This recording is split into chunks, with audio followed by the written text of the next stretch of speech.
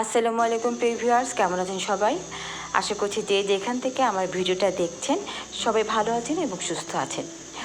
তো আজকে আমি আপনাদেরকে দেখাবো কাঁচা কলা দিয়ে রুই মাছ রান্না। এটা খুব সহজ এবং খুবই উপকারী। আমরা সবাই জানি কাঁচা কলায় ভীষণ আয়রন রয়েছে। যাদের আয়রন সমস্যায় ভুগছেন তারা কিন্তু এভাবে তরকারিটা রান্না করে খেতে পারে।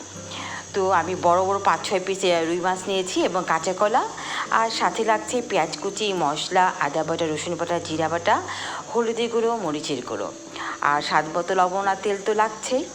তো আমি এখন রান্না শুরু করে দেবো। তার আগে আপনাদেরকে উপকরণগুলো দেখিয়ে দিলাম। তো এই তো আমি ফ্রাই প্যানে আমি তেল দিয়ে দিচ্ছি। আজকে আমি সর্ষের তেল দিয়ে রান্না করছি। আপনারা চাইলে সাদা তেল দিয়েও রান্না করতে পারেন। দিয়ে দিলাম কিছু পেঁয়াজ কুচি আর একটু লবণ। লবণটা দিলে পেঁয়াজটা তাড়াতাড়ি নরম হয়ে যায়। তো এই জন্য আমি পেঁয়াজটা বেশ কিছুক্ষণ ভেজে নেব। আর এই তরকারিতে আমি রসুন বাটা এবং জিরা বাটা দেবো, সাথে একটু আদা বাটাও দেব। আপনি চাইলে স্কিপ করতে পারেন। আমি যেহেতু আমার মাছটা বেশ বড়, এই জন্য আমি একটু আদা বাটা দিচ্ছি সামান্য। আর দিলাম হলুদি গুঁড়ো এবং মরিচের গুঁড়ো। একটু পানি দিয়ে দিলাম মশলাটা ভালো করে কষানোর জন্য। এই মশলাটা কষানো কিন্তু খুবই জরুরি, তা না হলে কিন্তু মশলার কাঁচা গন্ধ আসে।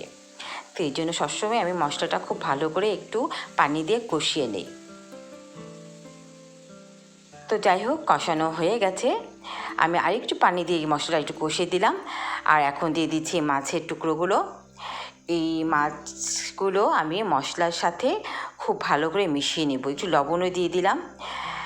সুন্দর করে মশলার সাথে মিশিয়ে আমি একটু ঢেকে দেব। ঢেকে দিলে একটু পানি উঠবে, সেই পানিতেই মাছটা কষানো হয়ে যাবে। আমরা সাধারণত কাঁচা কলাটা তরকারি হিসেবে খাই না। অনেকেই বলে তরকারির রঙটা নষ্ট হয়ে যায়, মানে কালারটা ঠিকমতো আসে না, কালচে হয়ে যায় বা টেস্ট লাগে না। কিন্তু আপনারা আমার এই রেসিপিটা ফলো করে রান্না করবেন, খোসাটা খুব সুন্দর করে ছাড়িয়ে নেবেন, তাহলে কিন্তু দেখবেন আমার তরকারিটার কালারটা খুবই সুন্দর আসবে। ইনশাআল্লাহ আপনাদেরটাও সুন্দর আসবে। তো আমার মাছটা কষানো হয়ে গেছে। এখন আমি মাছের টুকরোগুলো তুলে ফেলবো। তুলে ফেলে এই একই মশলাতে আমি কাঁচকলার টুকরোগুলো যে করে রেখেছি সেটাগুলো আমি দিয়ে দিলাম। একই মশলাতে আমি ভালো করে নেড়ে চেড়ে কষিয়ে নেব।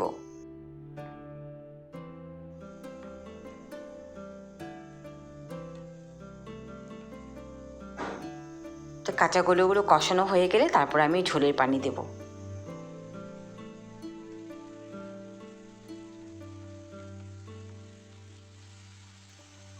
এক্ষেত্রে কাঁচাকলাগুলো কষানো হয়ে গেছে। আমি এখন ঝোলের পানি দিয়ে দিলাম। একটু মিশিয়ে আমি ঢেকে দেব।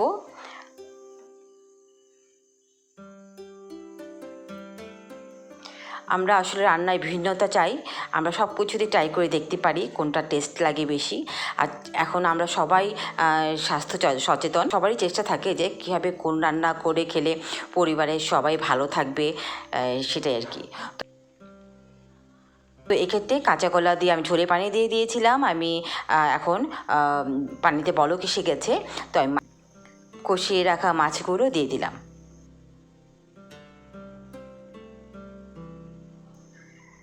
একটু মিশিয়ে দিচ্ছি। আর এক্ষেত্রে আমি একটু কয়েকটা কাঁচামরিচের ফালি দিয়ে দিলাম। ঝালটা আপনি পছন্দ মতো কম বেশি করে দিবেন। আর এক্ষেত্রে একটু লবণটা দেখবো ঠিক আছে কি না। তো আমার কাছে একটু কম মনে হয়েছিল, তাই আমি আরেকটু লবণ দিয়ে দিলাম। ব্যাস, সব কিছু দেওয়া শেষ। এখন আমি ঢেকে দিব। এই তো আমার রান্না প্রায় শেষ। সব কিছু একটু ঝোলঝোলই রাখবো, কারণ ঠান্ডা হয়ে গেলে ঝোলটা একটু কমে যায়। তো এই পর্যায়ে আমি জিরা ভেজে গুঁড়ো করে একটু উপর দিয়ে ছড়িয়ে দিচ্ছি। এটা দিলে কিন্তু টেস্টটা বেড়ে যায় এবং স্মেলটা খুব সুন্দর আসে। আপনারা জিরা ভেজে একটু গুঁড়ো করে উপর দিয়ে ছড়িয়ে দিবেন। এই তো আমার রান্না কমপ্লিট। প্রিয় ভিউয়ার্স, কেমন লাগলো আমার আজকের এই রান্নাটা? আপনারা এভাবেই কাঁচা কলা দিয়ে রুই মাছ রান্না করে পরিবারের সবাইকে খাওয়াবেন এবং কেমন লাগলো অবশ্যই আমাকে কমেন্টস করে জানাবেন।